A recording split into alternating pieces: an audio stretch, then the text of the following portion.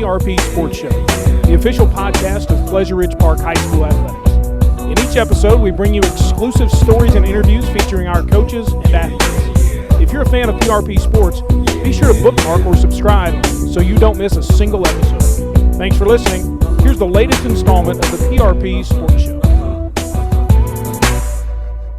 Welcome to the PRP Sports Podcast. Today we have coaches Julie Nichelson and Don Ijames here from the championship bowling teams. The boys and girls won the state championship in bowling. The other coaches on the staff is Kevin Cox, Cindy Cox, Brianna Logston, and Phil Bohannon. We'd like to thank them for their hard work this year in winning 2 state championships for the boys and the girls. The first state championship of the boys since 2006, and the first for the girls since, 2019. And that is the school's 11 for the girls and 2 for the boys. 11, so 13th overall. Does that include the unified? That does not include unified, so 14. So 14 state championships. That's amazing. That's clearly the most state championships of any sport or sport activity in our school. So congratulations on that. I know I was there. I went to the game, and when we won at the first game, I was like, I'm not going to cheer. I'm just going to sit here and be like stoic, sit in my chair.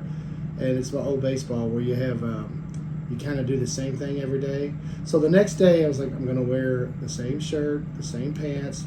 I'm going to sit the same distance away, and I'm going to do the same, tweet the same exact thing, and everything's going to be the same. I'm going to buy the same ticket. I'm going to arrive at the same time, and it worked, and we won. And it was like watching the same team both days. It was so amazing.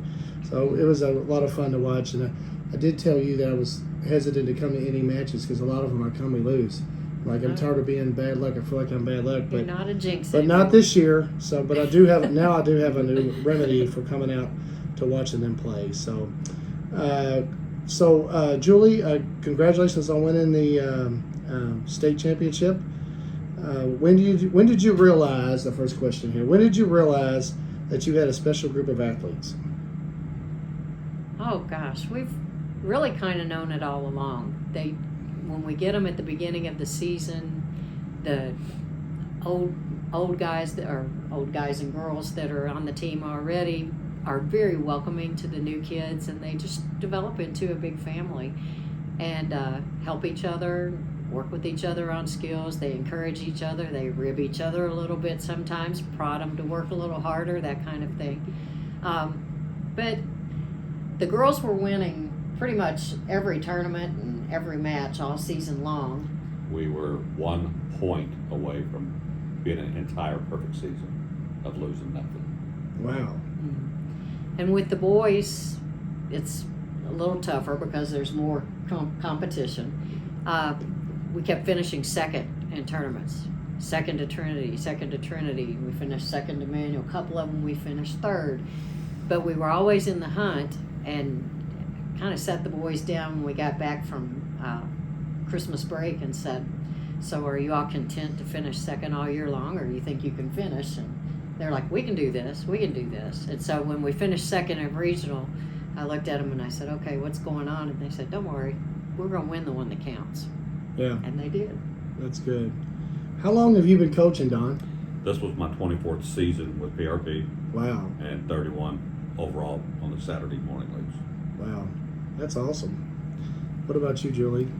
I started in 2008, so the 2008-2009 seasons.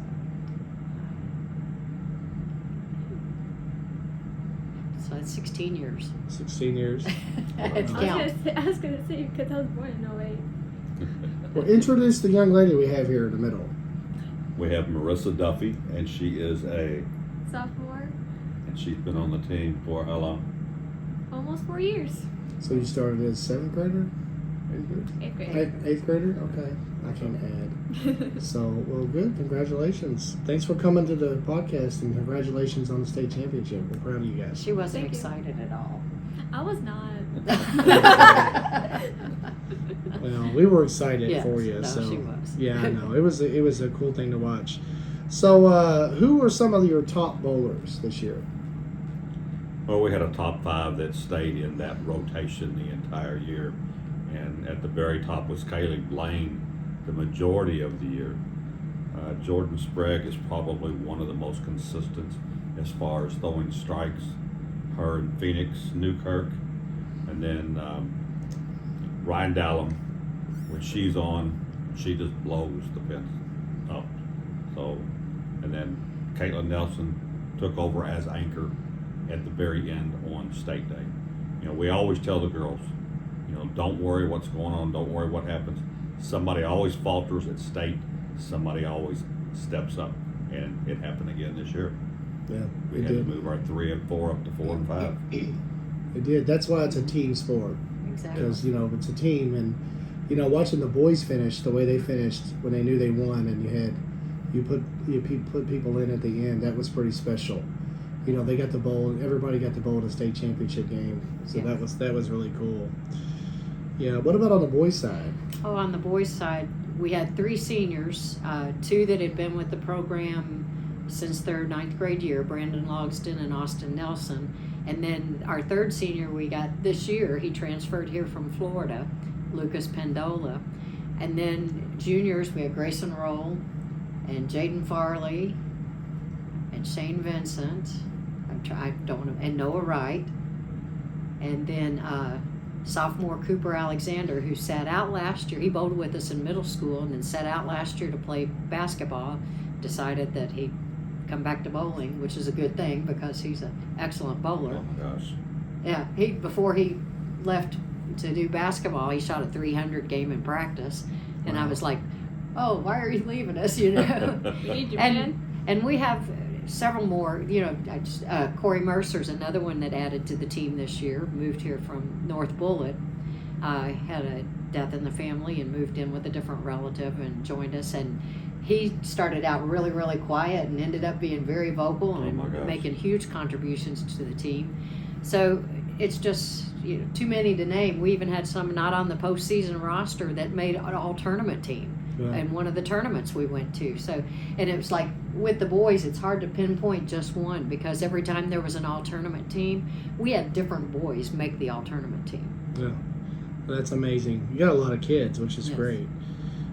You and your staff have won multiple state championships between, you know, you both of you. When you are in charge of the program, what are some of the main challenges that you all face when it comes to coaching bowling? I'm sure it's the same with any sport, that you always have parents that are on the sideline that want to tell the kid what to do when the coaches are trying to take care of it. That's one of our biggest challenges. You know, years ago, we always started out with hand-me-down equipment, and we've got to the point where, you know, we ask the parents right away, you know, if you want your kid to be good, you want them to be a starter on the team, they need equipment, and that's probably our biggest challenge, is getting everybody at least 2 bowling balls, a bag, and shoes. Okay. Yeah, parents can sometimes be very supportive and positive. Yeah. You know, they kind of can choose on how they want to do. They want to support the program, or do they want to hold the program back? You know, the parents have an opportunity to really make the program a really positive influence, or they can come in and do the other. They have a choice there, and we try to encourage our parents to always come in and be supportive of everything the coaches are doing. And you know, they're not always going to agree on who plays where or what substitutions are made, but you know, it's just I could tell them that there's no better bowling coaching staff than what we have. So, I know with the parents, and it's in all fairness, I'm a parent. I want what's best for my kid. Yeah. But once you get in and you spend some time around the program, these parents start adopting the other kids too as well, and they root for the other kids and we really do have back some them. really and, good parents. and they kick in and help us on our fundraising and stuff like that. And a lot of them have contacts with people that say, hey, I'm getting new equipment, can I donate my old equipment, and that kind of thing. So there are a lot of ways they support us. Yeah, that's the parents' role. They're really a booster. They're really there to help the entirety of the program and make it the best experience, help make it the best experience for the kids. And I understand that, you know, as a parent, I want my child to be a star. Yep. As a coach, we want all of them to be stars. And so we have to balance that as much as we possibly can. It's not an easy road to walk all the time. And like you said a while ago, it is a team sport, but only 5 people can actually play at a time. We do have the occasion to where we have somebody such as Shreya Patel. She rescued us 3 times on state day. She did. By putting her in just to shoot a 10-pin. And she was spot on. Yeah, she was. I mean, She just stepped nailed up to the plate. That was a good thing to see. Yeah, that was pretty cool to watch.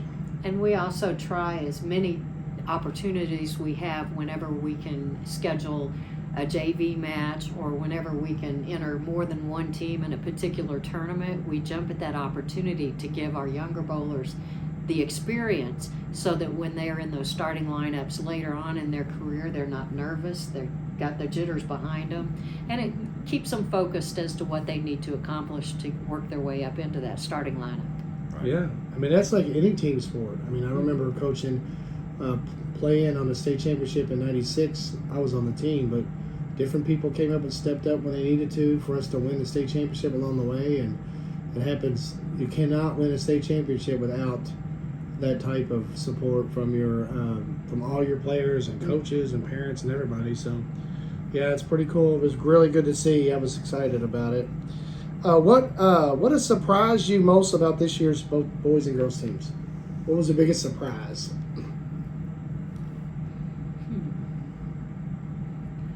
Trying to think. Oh, we had a 7th grader join the team this year, and a brand new 9th grader that had no previous bowling experience, and they both made the top 8 on the girls' side. That was a big surprise. That's good. Didn't Grayson roll? Didn't he just start bowling when he got to high school? Yeah. Yes. Yeah. He did a little bit of league bowling, I think, as a youngster, Yeah, but played at it. Noah Wright Yeah. came to us brand new as a freshman 2 or 3 years ago because he's a junior, Right. and averaged like 140 that first year. Sophomore year throws a 300 game, improves his average by 80-something pins.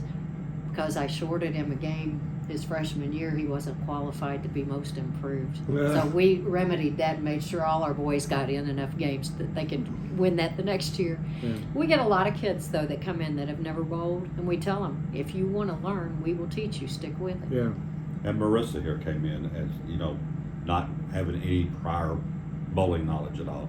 And we've taken her from not knowing how to bowl to averaging close to 150, 160 this year. So she could move her way into a starting position next year. Well, that's good. 150. It's better than me. That's pretty good, man. It's real good. So, yeah. Have any of your players dramatically improved? Like, who would you say, like right now, you would think of as like the most improved player that you've had? For me right now, it's probably Shreya Patel. Shreya Patel. She has just improved leaps and bounds over the last month and a half. And with the boys, it's kind of a toss-up between Corey Mercer. Of course, we got him early in the season, and he stepped up and did quite a bit. Andrew Brangan was on our JV team. Mm-hmm. Started out really inconsistent. We did a tournament in Bowling Green January 20th. He made all-tournament team.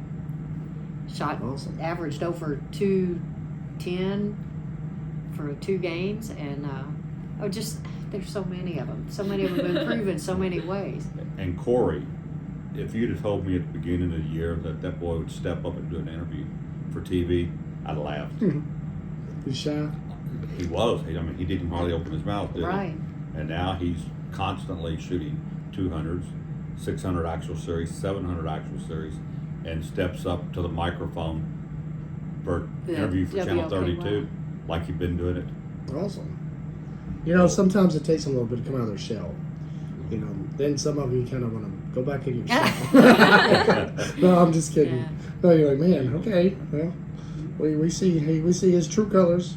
So I know it's one of the perks of coaching. You get to see the personalities of the players. It makes it fun. And not just the improvement in their game, but the best thing is seeing their confidence built. Yeah. When you see them just be really, really shy, backward and stuff like that, you put them in a match and they get up there and you can see the tension in the arm and all of that.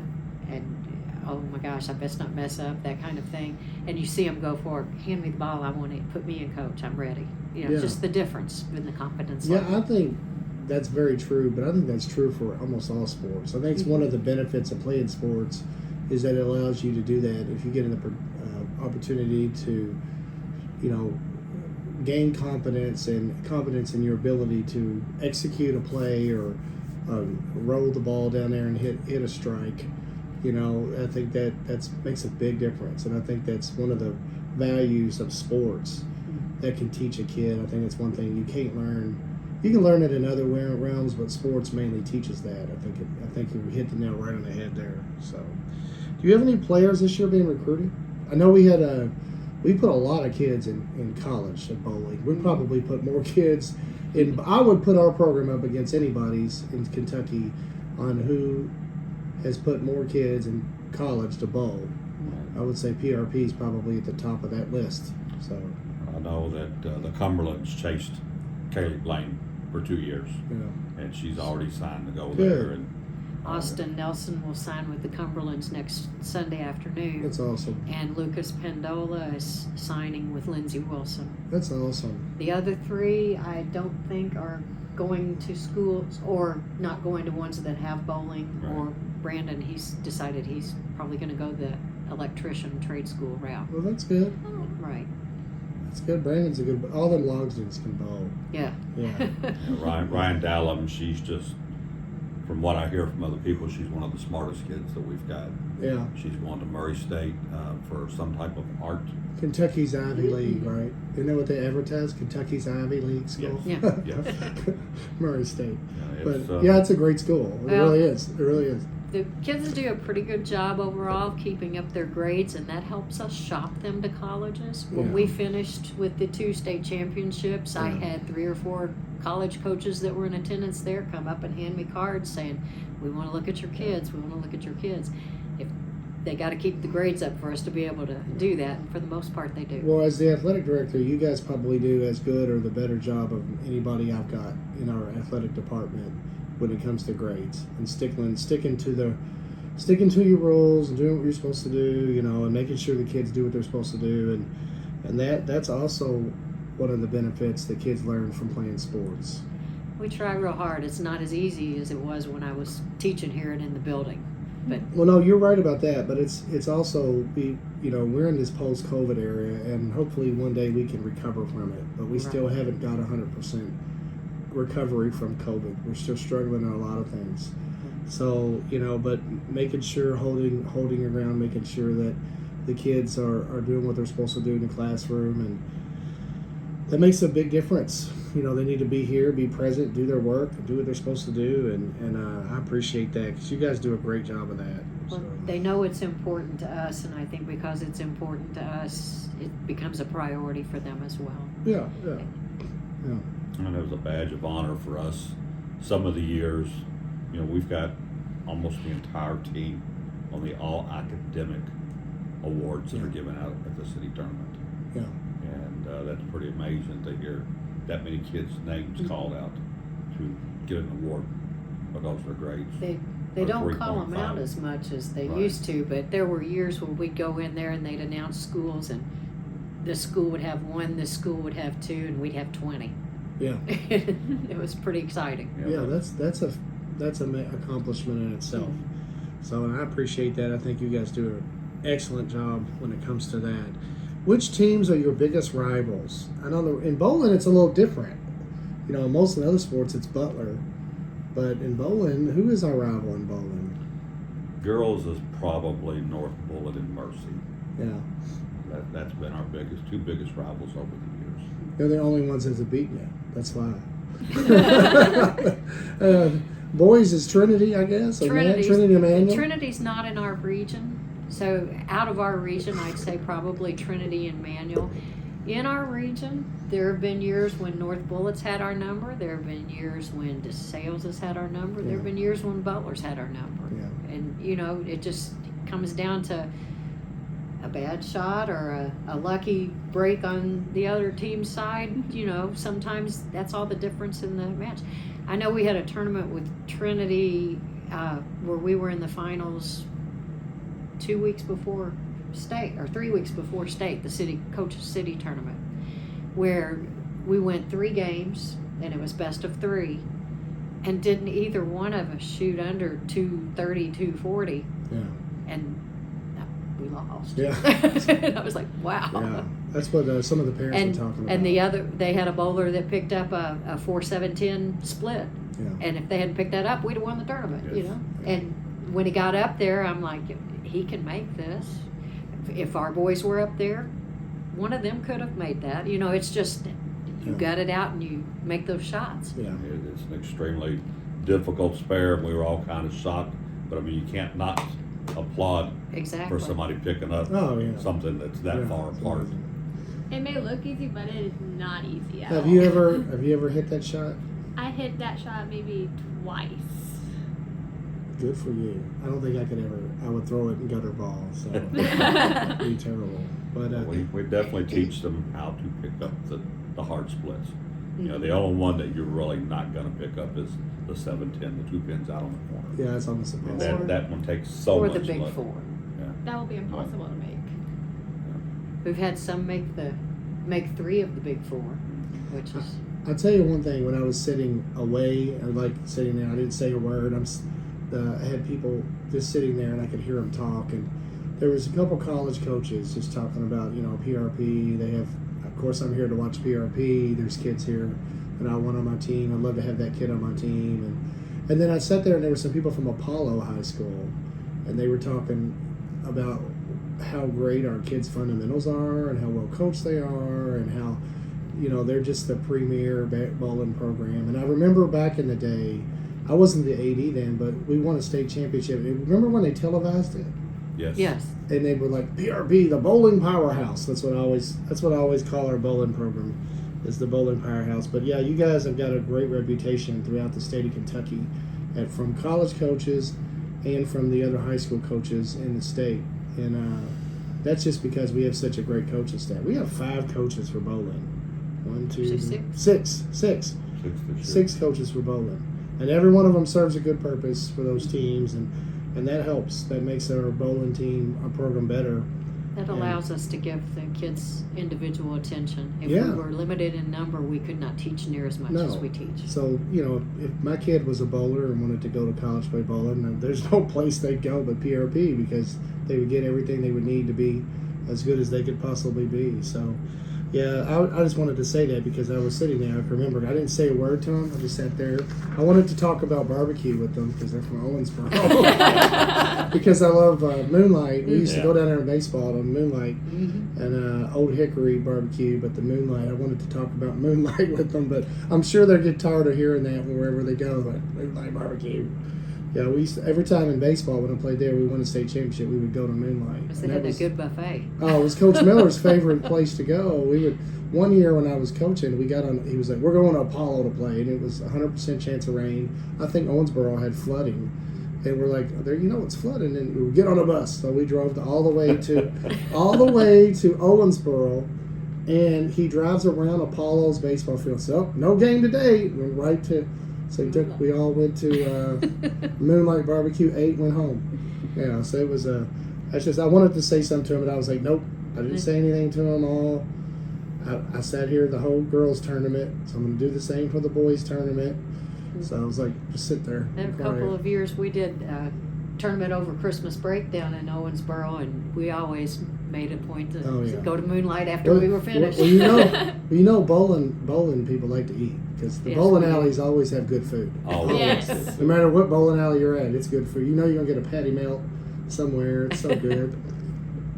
It used to be a smoker's hall. It'd be cigarettes, but now it's patty melts and cheeseburgers, and it's so good. The food there is so good. So, and I really like the bowling alley they had the state tournament in. I thought it was. I think that's the best one in the state. So it's so nice. So after winning state championship, girls and boys, how does next season look? Will you have any new challenges on the next year? With the boys, we feel like we're deep enough that even though we're going to lose 3 seniors, we have 3 or more that are ready to step up and fill those roles. And I expect them to be in the hunt for another state championship. It would be nice to have 2 in a row. I don't know if any of the boys' teams ever have gotten 2 in a row anywhere. Not that I can remember. That's going to be hard to do. It'd be really hard because it's really tough competition. I know that Trinity is losing 1 bowler, maybe 2, Yeah.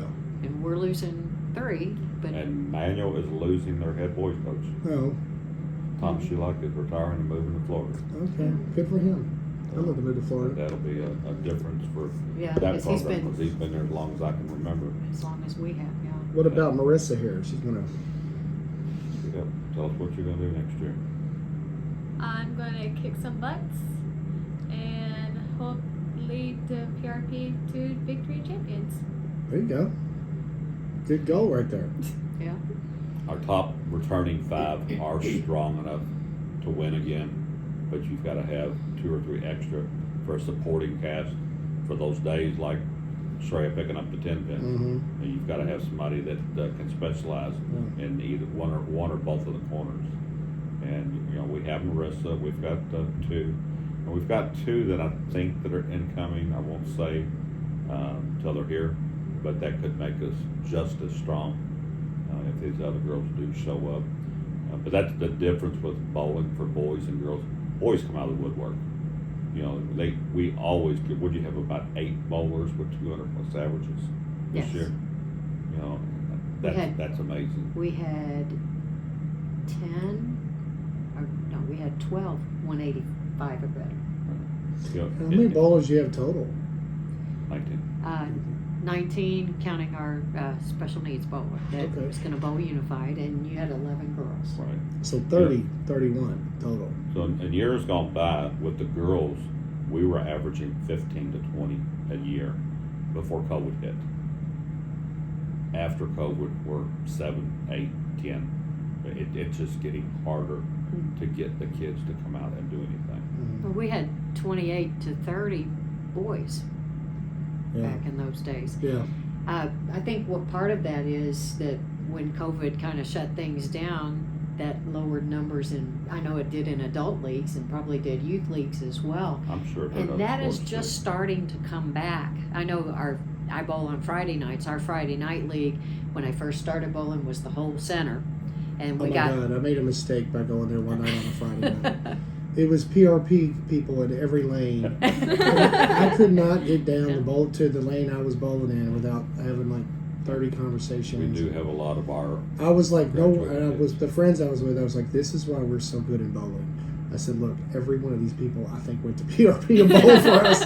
And there was somebody over there, and they had $100 bills, and they were gambling on the game. Right. And they were bowling 300s, perfect game. I'm over here rolling a 118. I'm like, I'm terrible. I'm like, I'm the AD here, and I'm the worst bowler in here. The year or two after COVID, we came back to bowling on Friday nights, and we were down to 20, 22 teams, Yeah. and it's just now getting back up to the 30s. You're seeing again. that in girls basketball. The numbers are really low. The scarcity of players is crazy. Wow. But you're starting to see a little bit of increase, I think. And I think, Dr. Brooks is trying to do some things with the elementary level to try to increase participation for girls. They're having a lot of girls clinics for girls basketball for numbers, because the numbers are low, to try to get them back in basketball. And I think there's just like a whole generation of girls basketball we just kind of lost. Right. There's just not a lot of players. And I think that that you can see it in baseball, you can see it in softball, but then you start seeing it ticking back up. You just drive through Valley Sports over here, and you'll see Valley Sports Little League is packed. There's so many more kids playing there than ever. So I think that's going to be dividends down the road for the sport. Well, I know there was a movement to try to get something going at the middle schools for bowling. And, There were some elementary schools starting bowling. well, the This year. elementaries are Wilkerson, this year. Miss Pendola is coaching Yeah. the Wilkerson team. Wilkerson and Eisenhower and a couple others are up there some There's 6 of them. days whenever we're finishing up practice. I think Kevin Whitenack, a former baseball coach, is helping Pendola over at Wilkerson, which is good. We need to get that. They need to have that opportunity So to bowl. if it catches fire with the elementary kids, then they and their parents will push it a little harder with the middle school. I think they easily could have had it going in middle school, but they were coming to all the high school coaches to coach, and we really don't have time to do 2 teams. That's hard. And middle school's biggest issue right now is getting coaches. Right. The middle school 80s, our feeder schools, Farnsley and Conway, that's their biggest obstacle is finding coaches to coach the team. They're asking us for our coaches, and our coaches are like, we're willing to help, but the responsibility of being the head coach and running the program while they're doing theirs is just, it's almost asking, impossible. it's impossible, it's not possible. So we're trying to help them recruit, former players and some of our parents, and to go over there and say, hey, we don't want, Conway didn't have a volleyball team this year, even though they had 25, 30 girls want to play. They didn't have a coach. And I was like, well, send them over here. Or I was like, well, where are we going to put them? Like, when are we going to practice? So right now, that's the middle school's biggest obstacle. We have 3 from Conway this year that bowled with us, Yeah. and in past years we've had them from Conway and Farnsley. As long as they live in our resides, they can play up with us, and we gladly welcome them and teach as much as Where'd we you can. go, Marissa? Barnsley. Farnsley? Oh, you're a Wildcat. I hear you. Okay. Been a Wildcat since elementary. Coach Kevin Cox and I have run the Saturday morning program at Dixie Bowl together for probably 10 or 12 years now. And I've been doing it for I don't know how many years. But this year we've seen a resurgence. We actually have a full house on Saturday mornings. That's awesome. And that's the first time since I've been doing that. Good. That we were completely full. That's and that's from baby. It's from bumpers Yeah. to juniors all the way up to. Usually when you're a bowler for life. Mhm. Most of the people that I knew, my family, we never bowled. My mom bowled in the league, and she got a trophy for being the worst bowler in the league. And my dad just didn't bowl. They're not something we did. But a lot of my friends, their families did, and they still go bowling. They're still bowling leagues at nights with their families, and it's like one of my friends. She's a bowler. Her family was a family of bowlers, so it seems like that sticks with you forever. Yeah. It does, because I've got several of my kids that are there on Saturday mornings now with their kids bowling. Yeah. And my Friday night league that I bowl in is with my 2 brothers and my daughter-in-law, Yeah. and a father of a former bowler on my team. So And you said yourself, you walk down through there and you see PRP Yeah, it's PRP's from home. one end to the other. So Yeah, it's PRP's home. That's why we're so good. I was like, well, here we are. So to finish up, it's been a good conversation. Would you share any thoughts, funny stories, or any other information you'd like to share with our audience about this year's teams or your program or anything that might come to mind?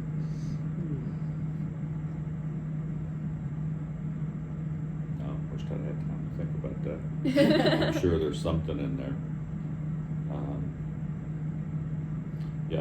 It's just the difference in the attitude this year on the boys and the girls. Well, that's been an uptake from what it's been the last few years. And and I don't know, did COVID have anything to do with that? Because they were all at home, they weren't getting socialized, and now they're back in school getting into different things more than they have in the past. But the girls were a family this year, and they were loud and vocal like the girls teams that we had in the past. And I think that had a lot to do with them winning region and state. And at the very end of the season, we saw the same thing out of the boys. They got to where they were talking, kidding, chatting each other, and actually cheering and making noise. And they realized that the energy level that come from that was big. And that's, Yeah. What about you, Marissa? You got any funny stories from the season? Besides us falling on the lanes, I got nothing. You got nothing? You got nothing? Well, I appreciate you guys coming in. Congratulations, state champs.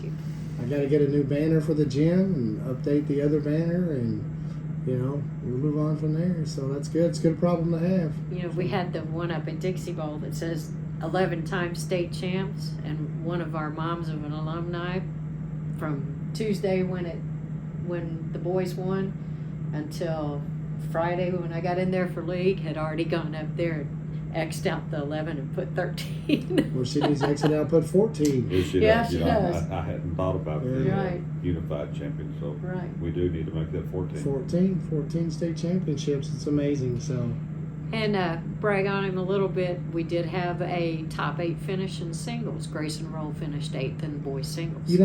talking about that, So the guy who's the anchor, that's correct. He was the anchor of the boys' state. He was. Anchor of the boys' state championship. So who bowled more than anybody else in the whole day of the team tournament, had to go compete in the state championship an hour after it. Mm-hmm. That's impossible to do. It's humanly impossible to do. So how do you get the best bowler? I mean, if you're putting I just disagree with that. I don't know why we can't come back and do individuals maybe the day before or whatever. I mean, that's just a disadvantage. I talked with Grayson quite a bit after it was all over because I keep track of stats because I'm just crazy like that. And he left 15 10 pins. He made 14 of them. So, it didn't kill his score. Yeah. But if half of those 10 pins were carried to strikes, which that comes from fatigue. Yeah. If half of those or even more are carried, he's the state champion. I know. Yeah. And you're right, it is unfair to the kids. I don't know if they do that on purpose so that you don't have the same team winning it every year. And you open it up for individuals from other schools. Where that came into practice was the year after COVID, because they had all the safety things in place. They decided to put all the girls' events and all the boys' events on one day because it had fewer extra people in the place, so you didn't have the cross-contamination type thing. Yeah. And I think there were some athletic directors, that's what they tell me, some athletic directors out in the state want it that way because it was cheaper for them on travel. Well, they don't pay for travel. The parents drive them to the bowling alley. Well, the ones coming from out of school, I'm like, out of state. Oh, they take a bus? I didn't see very many buses out there, though. No, there weren't too many. Oh, that's a bad excuse. It is. It's very. Yeah, it might just be a way so that the Louisville Powerhouse doesn't win every championship, And we did have one year when the girls bowled, I think he finished runner-up. And then that afternoon, Paige France won. Yeah. Oh, I forgot we had Paige. There's another state champion. That's true. Yeah, individual. Paige. And it was just sheer guts and will that got her through that because it was a dogfight all the way through every match that she No, bowled. it had to be. I mean, I'm just thinking the whole time following Grayson's running the individuals. I'm like, it's amazing that he's still in there hanging in with as many balls as he's rolled today. And because I was physical. explaining it. Not only are they competing in the game, but they stay warm. Mm-hmm. The amount of balls that he bowled that day had to have been hundreds. And you get emotionally and mentally fatigued too. Yeah. And mental game is so much behind the sport that you really need to have everything, all the cylinders clicking for things to work out. It used to be more, I hate to use the word fair, but it used to be that the boys and girls team event was on the same day. Girls in the morning, boys in the afternoon. And all individuals and were the next day. Yeah, that would make more sense. Or have the single girls on the boys tournament and vice versa, to where the girls singles was on the boys tournament day. Right. That would even make That would make more sense because to ask a kid to go out there and compete, I don't know if you truly get a true individual state champion, because if you put Grayson Rowe, PRP doesn't make the state tournament, Grayson Rowe probably rolls through that and wins it. So, but I don't know. Well, with the girls, the top 8, there were only 2 girls in the top 8 that were on a team that morning. Yep. With the boys, out of the top 8, 4 were on a team. Yeah, that's tough to do. So. So, But hats off to him and hats off to you guys. You guys do a great job. Is there anything else you'd like to share about the bowling program? What about nationals? Are we going to nationals this year? I don't think we're going because it's So far away. the same. Well, it's so far away, and it's the same weekend as state baseball finals, and we have a couple of baseball players on the team. And Well, let's I hope would not. let's hope they're in the baseball finals. Yeah, That's a very difficult road to get. Sure. there. And if they can get to that point, we'll be very happy. So. so there are a lot of factors to consider. We haven't totally ruled it out, right, but just straight through nonstop is 10.5 hours.